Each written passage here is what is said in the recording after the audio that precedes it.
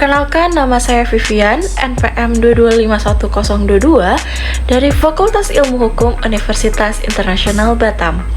Pada kesempatan kali ini, saya akan mengikuti UAS pengantar ilmu hukum dengan dosen pengampu Dr. Yudi Priyo Amboro SHM Hum. Dan pada kali ini membahas tentang kajian kasus dengan menggunakan perspektif aliran hukum. Nah, pada kali ini saya akan menjelaskan beberapa aliran hukum yang saya teliti. Yang pertama ada perspektif aliran hukum alam atau hukum kodrat. Hukum alam adalah aturan berdasarkan kebiasaan peristiwa tertentu yang dapat menghasilkan perkiraan melampaui saat peristiwa itu berlangsung. Nah, untuk sumber aliran hukum alam itu dibagi menjadi dua. Yang pertama ada irasional dan rasional. Nah, irasional adalah hukum yang bersumber dari Tuhan, dan rasional hukum yang bersumber dari rasio manusia. Perspektif aliran hukum positivisme. Positivisme adalah suatu aliran dalam filsafat hukum yang beranggapan bahwa teori hukum itu dikonsepsikan sebagai ius yang telah mengalami positivasi sebagai lege atau lex, guna menjamin kepastian antara yang terbilang hukum atau tidak. Menurut aliran positivisme, ilmu hukum memiliki karakteristik spesialistis, sistematis, logikal, rasional, prosedural, mekanistis, objektif, dan impersonal. Implikasinya adalah membuat hukum kian jauh dari nilai-nilai keadilan substantif. Nah, pendiri filsafat positivisme sendiri yaitu ada Henry de Saint-Simon atau Auguste Comte. Yang ketiga ada perspektif aliran hukum sosiologis. Aliran sosiologis memandang hukum sebagai kenyataan sosial, bukan sebagai kaidah. Nah, oleh karena itu persamaan antara positivisme dan sosiologisme adalah keduanya memusatkan perhatian pada hukum tertulis atau perundang-undang. Nah, pakar-pakar beraliran sosiologis adalah Max Weber, Emil Durkheim, Eugene Ehrlich, Karl Person, Roscoe Pound, dan Squid.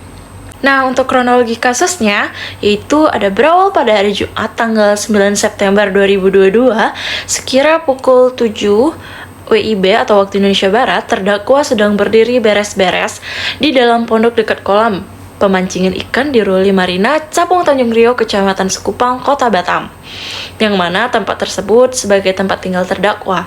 Kemudian terdakwa ditangkap oleh petugas kepolisian dari Sat Narkoba Polresta Barelang, bahwa pada saat anggota polisi melakukan penggeledahan ditemukan satu buah kantong dibungkus dengan kertas warna coklat.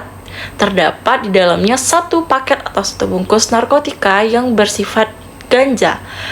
Terdakwa menyembunyikan bungkusan tersebut di belakang pinggang terdakwa, bahwa tujuan terdakwa memiliki atau menyimpan menguasai satu buah kantong plastik warna biru di dalamnya, yaitu berisikan narkotika jenis ganja, dibungkus dengan kertas warna coklat adalah untuk terdakwa jual kepada teman-teman terdakwa, dan terkadang terdakwa menggunakan atau memakai sedikit narkotika tersebut.